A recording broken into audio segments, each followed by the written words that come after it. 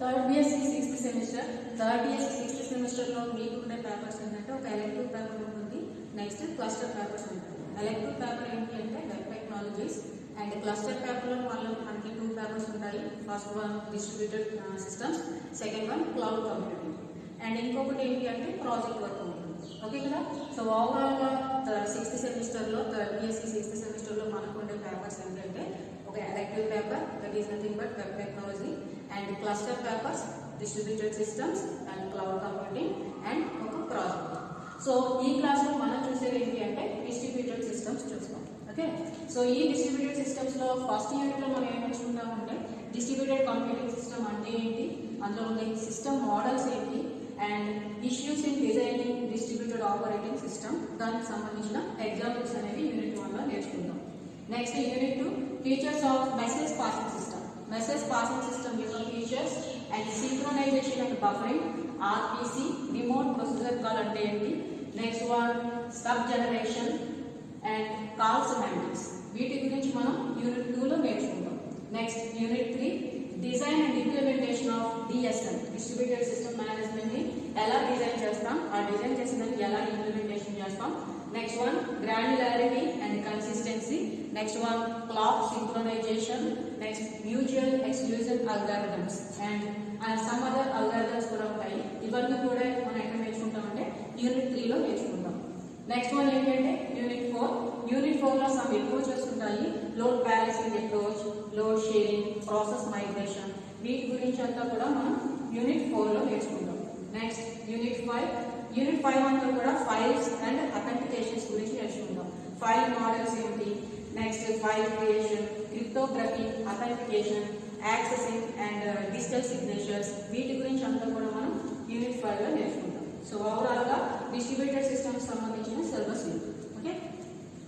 So ఇప్పుడు syllabus చూసాం. Next అసలు డిస్ట్రిబ్యూటెడ్ సిస్టమ్ అంటే ఏంటి తెలుసుకునే ముందు అసలు వాట్ ఈజ్ నెట్వర్క్, నెట్వర్క్ అంటే ఏంటో ఫస్ట్ మనం తెలియాలి. So network is nothing but interconnected components. Okay. Network అంటే ఏంటి, inter connected components is nothing but network. Component is nothing but computers అన్నమాట. సో నెంబర్ ఆఫ్ కంప్యూటర్స్ ని మనం connect చేయగా ఎస్టాబ్లిష్ సిస్టమ్ ఏదైతే ఉందో దాన్ని ఏమని పిలుస్తామంటే నెట్వర్క్ అని పిలుస్తాం. మరి నెట్వర్క్ వల్ల బెనిఫిట్ ఏంటి అంటే సపోజ్ ఇండివిజువల్గా ఒక పర్సనల్ కంప్యూటర్ ఉందనుకోండి, ఆ పర్సనల్ కంప్యూటర్ మీద మనం వర్క్ చేయాలి అంటే కంపల్సరీ మనకి ఏదైతే వర్క్కి సంబంధించిన అప్లికేషన్స్ ఉంటాయో ఆ అప్లికేషన్స్ అన్నింటినీ కూడా మనం పర్సనల్ కంప్యూటర్లో ఇన్స్టాల్ చేసుకోవాలి. Not only personal computer, suppose మన దగ్గర ఒక 10 కంప్యూటర్స్ ఇలా ఇండివిజువల్గా ఉన్నాయి, దేనికవి ఇండివిజువల్ కంప్యూటర్స్ అనుకోండి. ఈ 10 కంప్యూటర్స్లో మీరు ఏ కంప్యూటర్ మీద వర్క్ చేయాలన్నా సరే కంపల్సరీ ఏం చేయాలి, మీరు వర్క్ చేసే అప్లికేషన్కి సంబంధించిన సాఫ్ట్వేర్ కంపల్సరీ ఇండివిజువల్గా ప్రతి సిస్టంలోనూ కూడా ఇన్స్టాల్ చేసుకోవాలి. అప్పుడు మాత్రమే మనం ఆ సిస్టమ్ మీద వర్క్ చేయగలుగుతాం. అలా కాకుండా ఇదే 10 కంప్యూటర్స్ని కూడా నేను ఒక కేబుల్తో కనెక్ట్ చేశాను అనుకోండి, సేమ్ కంప్యూటర్స్ కాకపోతే నేను వాటిని ఇండివిజువల్గా కాకుండా ఈ 10 కంప్యూటర్స్ని కూడా ఒక కేబుల్ సహాయంతో నేను ఏం చేశానంటే వాటన్నింటినీ కూడా కనెక్ట్ చేశాను. ఇప్పుడు మనం అప్లికేషన్ షేర్ చేసుకోలేదు, కానీ ఇన్ కేస్ మనం సపోజ్ మన ఫస్ట్ ఉన్న సిస్టమ్ దగ్గర ఒక ఫైల్ ఉంది, ఈ ఫస్ట్ సిస్టంలో ఉన్న ఫైల్ని నేను ఫోర్త్ సిస్టమ్ నుంచి యాక్సెస్ చేయాలి అనుకుంటున్నాను. నార్మల్గా ఇండివిజువల్ సిస్టమ్స్ అయితే కనుక మన ఫస్ట్ సిస్టంలో ఉన్న ఫైల్ ఫోర్త్ సిస్టంలో కావాలి అని అనుకుంటే కంపల్సరీ యూఎస్బీ డ్రైవ్స్ ఏదైనా పెన్ డ్రైవ్ కానీ లేదంటే డిస్క్ కానీ ఏదేని సహాయంతో ఉన్నా సరే వాటిలో కాపీ చేసి పెన్ డ్రైవ్లో కానీ సీడీలో కానీ కాపీ చేసుకుని దాన్ని తీసుకెళ్ళి ఫోర్త్ సిస్టంలో ప్లేస్ చేసుకుని అప్పుడు మాత్రమే మనం ఆ ఫైల్ని యాక్సెస్ చేయగలుగుతాం. అలా ఎప్పుడు ఈ మొత్తం ఉన్న 10 సిస్టమ్స్ కూడా వేటివి ఇండివిజువల్ అయితే, బట్ మనం ఎప్పుడైతే ఒక కేబుల్ సహాయంతో వీటన్నింటినీ ఇంటర్ కనెక్ట్ చేస్తామో ఇలా ఇంటర్ కనెక్ట్ చేయగా ఎస్టాబ్లిష్ చేసిన ఆ నెట్వర్క్ ఏదైతే ఉందో దాన్ని ఏమని పిలుస్తాము అంటే ల్యాన్ అంటారు, లోకల్ ఏరియా నెట్వర్క్. సో ఒక కేబుల్ సహాయంతో ఏం చేస్తామంటే ఈ 10 సిస్టమ్స్ని కూడా మనం ఇంటర్ కనెక్ట్ చేస్తాం. ఇప్పుడు నాకు ఫస్ట్ సిస్టంలో ఉన్న ఒక ఫైల్ ఉంది, ఈ ఫస్ట్ సిస్టంలో ఉన్న ఫైల్ నాకు ఫోర్త్ సిస్టంలో అవసరం అయింది అనుకోండి. సింపుల్గా ఈ ఫైల్ ఏం చేస్తామంటే ఎప్పుడైతే మనం ఒక కేబుల్ సహాయంతో ఇంటర్ కనెక్ట్ చేస్తామో ఈ ఫస్ట్ సిస్టంలో ఉన్న ఫైల్ని మనం ఫోర్త్ సిస్టమ్ నుండి యాక్సెస్ చేసుకోవచ్చు. ఎటువంటి పెన్ డ్రైవ్ కానీ సీడీలోకి కాపీ చేయడం దాన్ని తీసుకెళ్ళి ఆ సిస్టంలో ప్లేస్ చేయాల్సిన అవసరం ఉండదు. సో నెట్వర్క్ మనం నెట్వర్క్లో ఎప్పుడైతే సిస్టమ్స్ని అన్నింటినీ కనెక్ట్ చేస్తామో ఆ ఇంటర్ కనెక్ట్ చేసిన అంటే నెట్వర్కింగ్ సిస్టంలో ఉన్న సిస్టమ్స్ అన్నీ కూడా ఎప్పుడు డేటాని షేర్ చేసుకోగలుగుతాయి, అట్ ది సేమ్ టైం రీసోర్సెస్ని కూడా షేర్ చేసుకోగలుగుతాయి. ఓకే, డేటాని షేర్ చేసుకొని ఇప్పుడు నేను ఏం చెప్పాను, ఫస్ట్ సిస్టంలో ఒక ఫైల్ ఉంది, ఆ ఫైల్ కాస్త ఫోర్త్ సిస్టంలో కావాలి. కానీ ఇక్కడ మన దగ్గర ఉన్న ఈ 10 సిస్టమ్స్ని కూడా మనం కేబుల్ సహాయంతో కనెక్ట్ చేస్తాం కాబట్టి ఎప్పుడైతే మనం నెట్వర్క్ అనే దాన్ని 10 సిస్టమ్స్లోకి ఎస్టాబ్లిష్ చేసామో ఆటోమేటిక్గా ఫస్ట్ సిస్టంలో ఉన్న ఫైల్ కాస్త ఫోర్త్ సిస్టమ్ నుంచి యాక్సెస్ చేసుకోవచ్చు. అదేవిధంగా డేటాని మాత్రమే యాక్సెస్ చేసుకోవడం కాదు, మనం కొన్ని సిస్టమ్స్ని ఎప్పుడైతే నెట్వర్క్లో పెడతామో ఆ నెట్వర్క్లో ఉన్న సిస్టమ్స్ అన్నీ కూడా డేటాతో పాటు రీసోర్సెస్ని కూడా షేర్ చేసుకుంటాయి. అంటే మీనింగ్ ఏంటంటే సపోజ్ నా దగ్గర 10 సిస్టమ్స్ ఉన్నాయి, ఈ 10 సిస్టమ్స్ ఇండివిజువల్గా ఉన్నాయనుకోండి, ఇక్కడ నేను నా ఫస్ట్ సిస్టమ్ దగ్గర మాత్రమే నాకు ప్రింటర్ ఉంది, లేదా ఫస్ట్ సిస్టమ్ దగ్గర మాత్రమే స్కానర్ ఉంది. ఇప్పుడు నేను ఫోర్త్ సిస్టంలో ఉన్న ఫైల్ కాస్త ప్రింట్అవుట్ తీసుకోవాలి. సో ఇవన్నీ ఇండివిజువల్ సిస్టమ్స్ అయితే కంపల్సరీ ఇలా చెప్పుకున్నట్టు ఏం చేస్తాం, పెన్ డ్రైవ్లో కాపీ చేసుకుని దాని కాస్త ఫస్ట్ సిస్టమ్ తీసుకొచ్చి అక్కడి నుంచి మనం ప్రింట్అవుట్ తీసుకోవాలి. అలా కాకుండా ఈ 10 సిస్టమ్స్ని నెట్వర్క్లో ఎప్పుడైతే పెట్టామో ఎలా అయితే ఒక ఫైల్ ఫస్ట్ సిస్టంలో ఉన్న ఫైల్ ఫోర్త్ సిస్టంలో యాక్సెస్ చేసుకోవచ్చు అని అంటున్నామో అదేవిధంగా మనం ప్రింటర్ని కూడా షేరింగ్లో పెట్టడం ద్వారా మనం ఈ 10 సిస్టమ్స్ అంటే ఈ నెట్వర్క్లో కనెక్ట్ చేసిన ఏ సిస్టమ్ నుంచి అయినా సరే మనం ఈ ప్రింటర్ని కూడా యాక్సెస్ చేసుకోవచ్చు. రీసోర్సెస్ అంటే ప్రింటర్, స్కానర్, ఇవన్నీ హార్డ్వేర్ కాంపోనెంట్స్ ఏమని పిలుస్తామంటే రీసోర్సెస్ అంటాం. సో ఒక నెట్వర్క్లో మనం ఎస్టాబ్లిష్ చేయడం వల్ల బెనిఫిట్ ఏంటి అంటే మనం డేటాని షేర్ చేసుకోవచ్చు, అట్ ది సేమ్ టైం రీసోర్సెస్ని కూడా షేర్ చేసుకోవచ్చు. సో ఏదో ఒక ఫైల్లో ఏదో ఒక సిస్టంలో ఉన్న ఫైల్ కనుక ఈ నెట్వర్క్లో ఉన్న అదర్ సిస్టమ్ నుంచి కావాలనుకుంటే యాక్సెస్ చేసుకోవచ్చు. అదేవిధంగా రీసోర్సెస్ని కూడా మనం షేర్గా పెడితే కనుక ఏ సిస్టమ్ నుంచి అయినా సరే మీరు ఆ రీసోర్స్ని అంటే ప్రింటర్ని కానీ స్కానర్ని కానీ ఈజీగా యూజ్ చేసుకోవచ్చు. దిస్ ఈజ్ నథింగ్ బట్ ఏంటది అంటే నెట్వర్క్. సో అందుకని ఏమని పిలుస్తామంటే network is nothing but interconnected components. దైన సహాయంలో ఒక కేబుల్ సహాయంతో మనం ఎస్టాబ్లిష్ చేసాం కాబట్టి ఈ టైప్ ఆఫ్ నెట్వర్క్ని ఏమని పిలుస్తున్నాము అంటే లోకల్ ఏరియా నెట్వర్క్ అంటాం.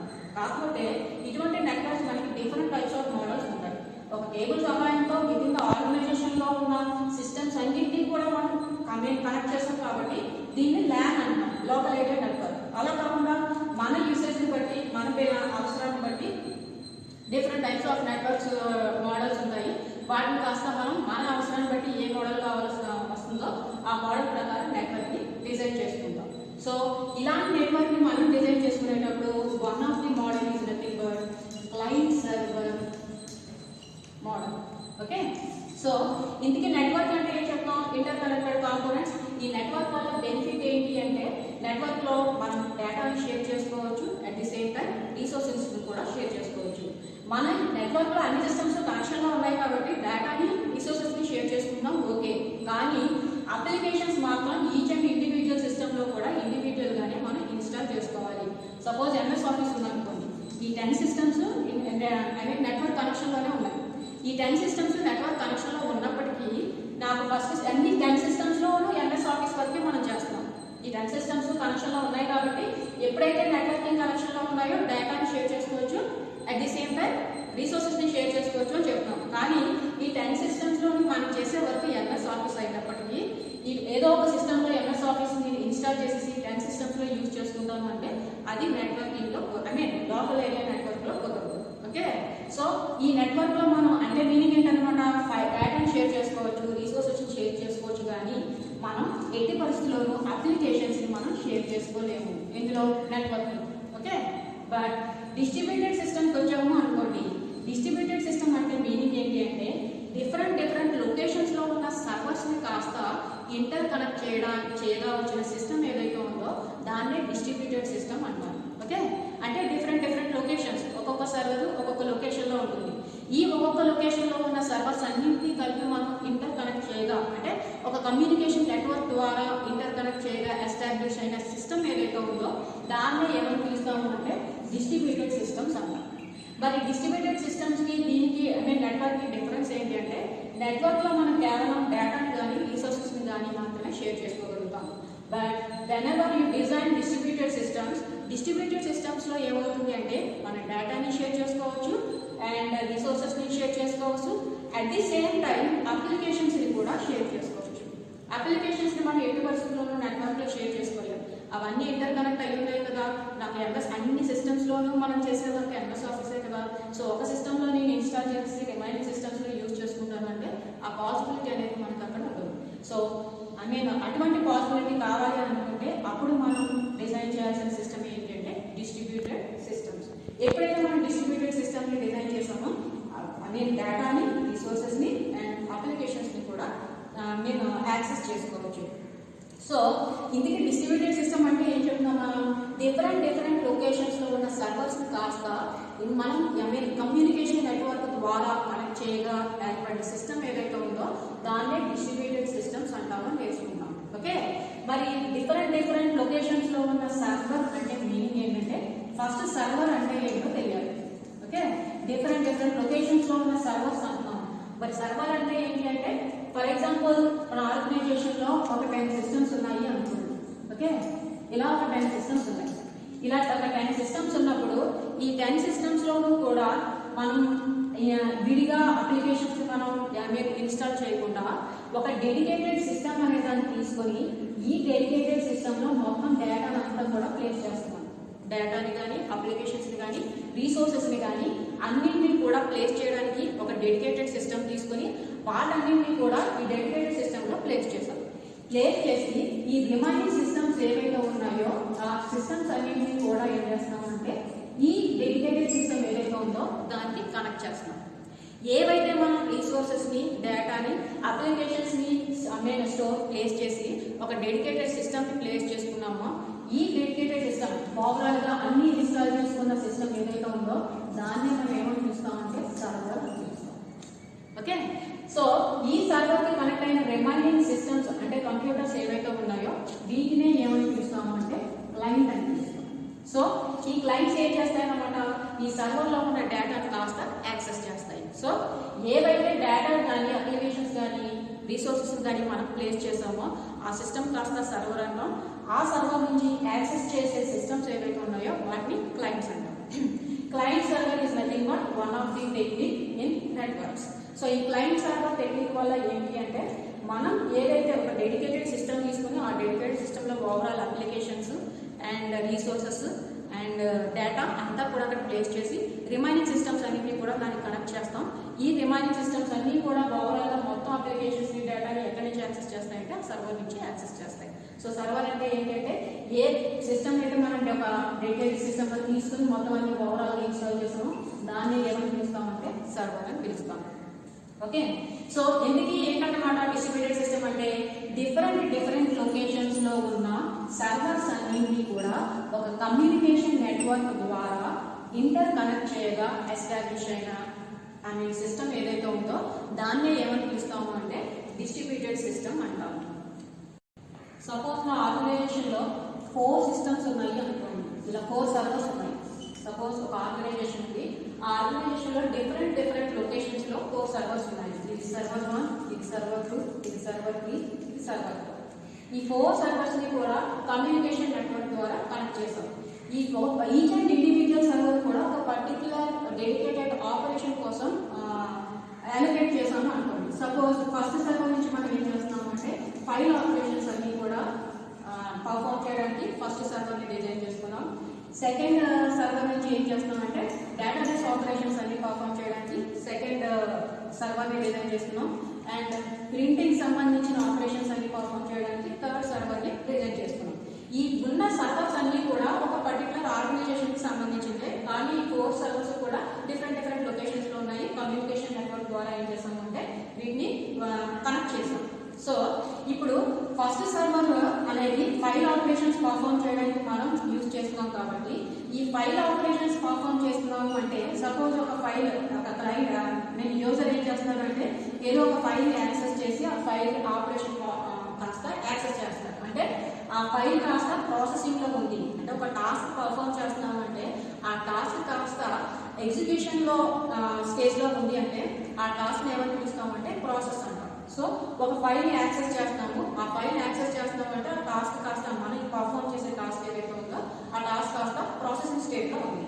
ఇలా ప్రాసెసింగ్ స్టేట్లో ఉన్నప్పుడే అంటే యాక్చువల్గా మనం ఒక ప్రాసెసింగ్ స్టేట్లో అంటే ఇంకొక టాస్క్ మీరు పర్ఫామ్ చేయాలి అంటే కంపల్సరీ ఫస్ట్ టాస్క్ కంప్లీట్ అయిన తర్వాత మాత్రమే ఇంకొక టాస్క్ ని పర్ఫామ్ చేయగలరు. కానీ మనం ఇక్కడ యూజ్ చేసేదంతా ఏంటి, డిస్ట్రిబ్యూటెడ్ సిస్టమ్ ని యూజ్ చేస్తాం. సో ఇప్పుడు ఒక ఫైల్ ప్రాసెసింగ్ స్టేట్ లో ఉండగానే సపోజ్ ఒక ఫస్ట్ ఫైల్ 1 అనేది ప్రాసెసింగ్ స్టేట్ లో ఉంది. ఈ ప్రాసెసింగ్ స్టేట్ లో ఉండగానే ఏమైంది అంటే దానికి డేటాబేస్ లో ఉన్న డేటా కాస్త అవసరమైంది అనుకోండి. ఓకే, యాక్చువల్లీ ఫైల్ 1 అనేది యాక్సెసింగ్ ప్రాసెసింగ్ అనేది కంప్లీట్ అవ్వలేదు, కానీ ఇన్ ద మిడిల్ లోనే మనకి డేటాబేస్ లో ఉన్న డేటా కాస్త అవసరమైంది. అప్పుడు వెంటనే ఏమవుతుంది అంటే ఇదంతా కూడా మనం డిస్ట్రిబ్యూటెడ్ సిస్టమ్ లో డిజైన్ చేసాం కాబట్టి ఇది ఫైల్ 1 అనేది అంటే ఫైల్ సర్వర్ లో ఉన్న ప్రాసెస్ అనేది మిడిల్ లో ప్రాసెసింగ్ స్టేట్ లో ఉన్నప్పటికీ మనం అట్ ది సేమ్ టైం ఈ ప్రాసెస్ జరుగుతూ ఉండగానే డేటాబేస్ సర్వర్ లో ఉన్న ఏ డేటా అయితే అవసరం అవుతుందో దాన్ని కాస్త మనం ఫైల్ సర్వర్ కి తెచ్చుకొని రిమైనింగ్ టాస్క్ కాస్త కంప్లీట్ చేయవచ్చు. మరి ఫైల్ సర్వర్ నుంచి డేటాబేస్ సర్వర్ కి పర్టికులర్ గా నాకు డేటా కావాలి అన్న విషయం తెలిస్తేనే కదా డేటాబేస్ సర్వర్ అనేది ఫైల్ సర్వర్ కి ఆ డేటా పంపించగలుగుతుంది.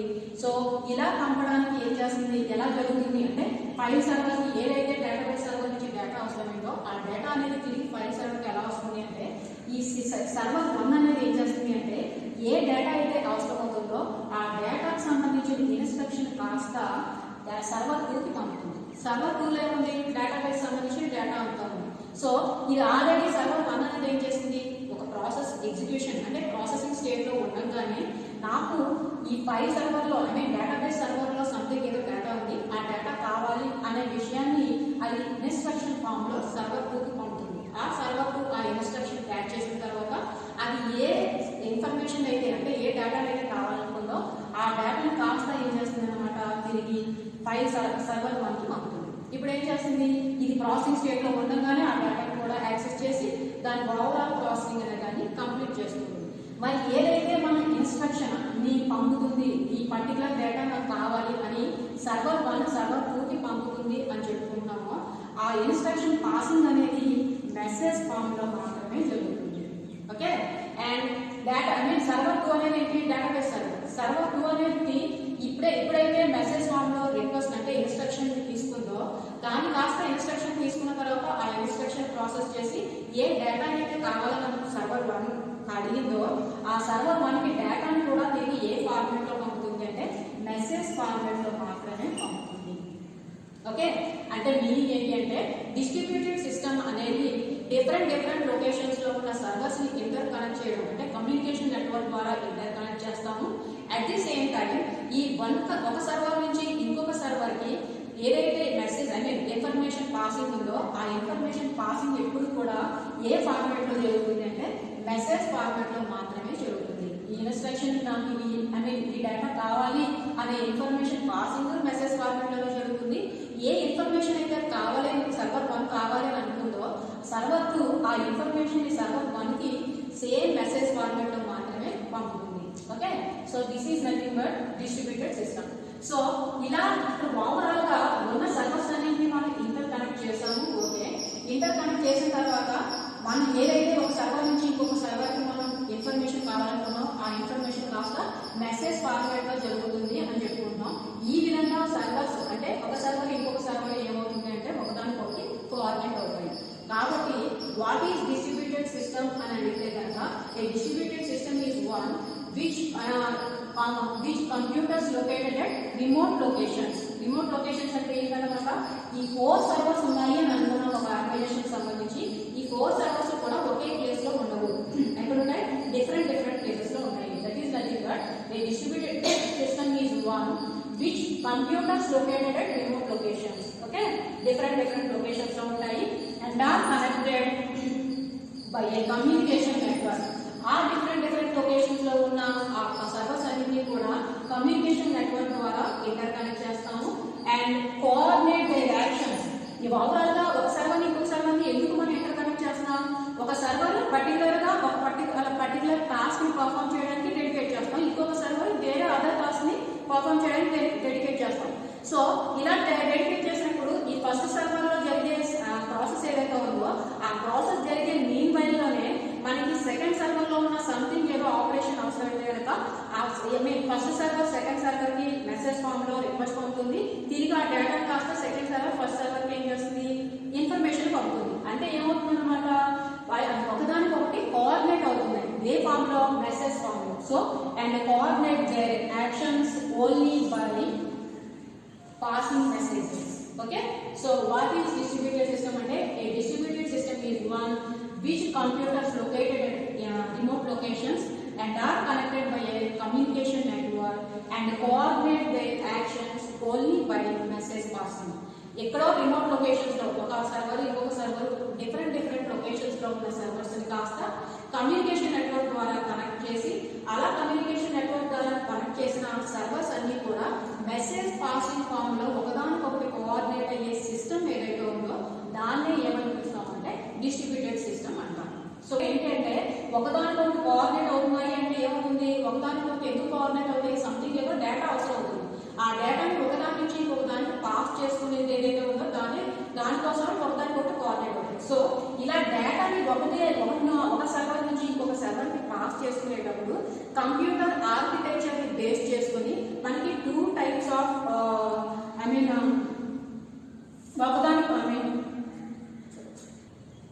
డేటా ఏదైతే పాస్ చేస్తున్నామో కంప్యూటర్ ఆర్కిటెక్చర్ ని బేస్ చేసుకుని అవి 2 టైప్స్ లో మనకి డేటా అనేది ఒక సర్వర్ నుంచి ఇంకొక సర్వర్ కి షేర్ చేసుకుంటుంది. ఓకే, సో ఆ 2 టైప్స్ ఏంటి అంటే టైట్లీ కపుల్డ్ సిస్టమ్స్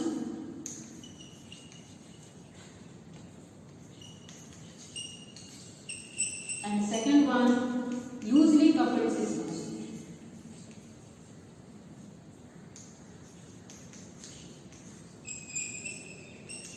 మనం ఏం చెప్తున్నాం, డిఫరెంట్ లొకేషన్స్ లో ఉన్న సర్వర్స్ అన్నింటినీ కూడా కమ్యూనికేషన్ నెట్వర్క్ ద్వారా ఇంటర్ కనెక్ట్ చేసి అలా ఇంటర్ కనెక్ట్ చేయగా వచ్చిన సర్వర్స్ ఏవైతే ఉన్నాయో అవి ఒకదానికొకటి మెసేజ్ ఫామ్ లో కోఆర్డినేట్ అవుతూ ఉంటాయి.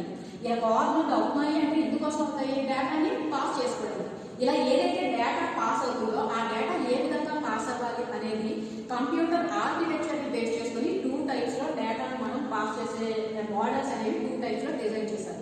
అదేంటంటే first one tightly coupled systems, second one loosely coupled systems. Okay, so first model చూద్దాం, tightly coupled systems.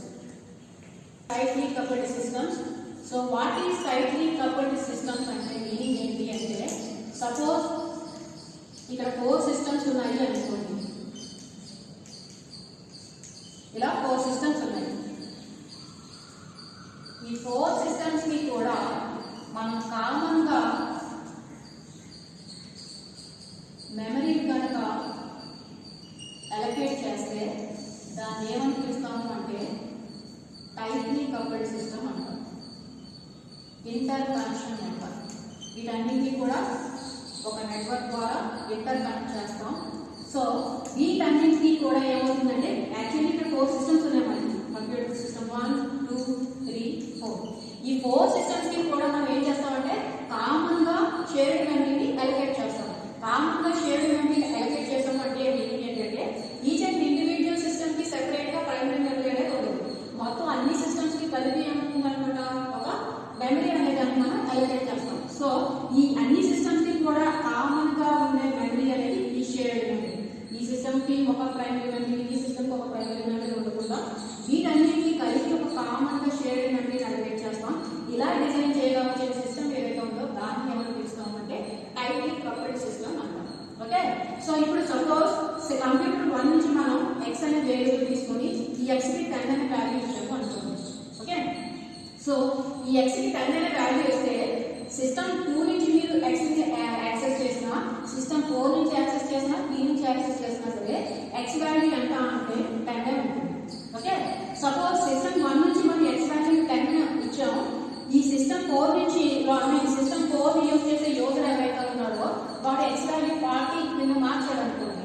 So automatic గా ఈ 40 అనే వాల్యూ x వాల్యూ అవుతుంది. సో సిస్టమ్ 1 నుంచి ఎవరైతే యూజ్ చేసే యూజర్ అయినా 2 3 ఎవరైనా సరే ఏ సిస్టమ్ లో వచ్చిన యూజర్ అయినా యూజ్ చేసే యూజర్ అయినా సరే x వాల్యూ ఇప్పుడు యాక్సెస్ చేసిన x వాల్యూ ఎంత అవుతుందంటే 40 అవుతుంది. ఎందుకోసం అంటే ఇప్పుడైతే మనం టైట్లీ కపుల్డ్ సిస్టమ్ ద్వారా మనం ఆ సిస్టమ్స్ ని కనెక్ట్ చేస్తామో వాటికి ఇండివిజువల్ గా ప్రైమరీ మెమరీ అనేది ఉండదు. అన్నింటికి కూడా కామన్ గా ఒకటే షేర్డ్ మెమరీ ఉంటుంది. ఎప్పుడైతే కామన్ గా షేర్డ్ మెమరీ ఉందో మీరు ఏ వాల్యూ చేంజ్ చేసినా అవన్నీ కూడా ఆటోమేటిక్ గా అన్ని సిస్టమ్స్ కి కూడా చేంజ్ అయిపోతాయి. Okay, so this is nothing but tightly coupled system. ఇక నెక్స్ట్ సిస్టమ్ ఏంటి అంటే లూజ్లీ కపుల్డ్ సిస్టమ్.